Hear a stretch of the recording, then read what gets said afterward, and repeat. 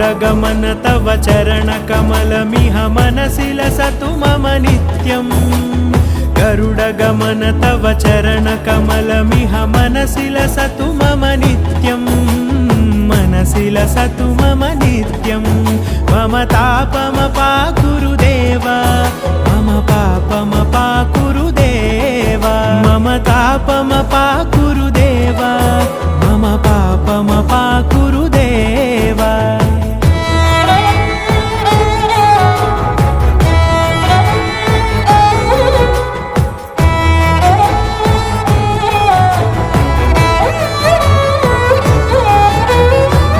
जनयन विधि नमुचिहरण मुख विबुध विनुत पद पद्मा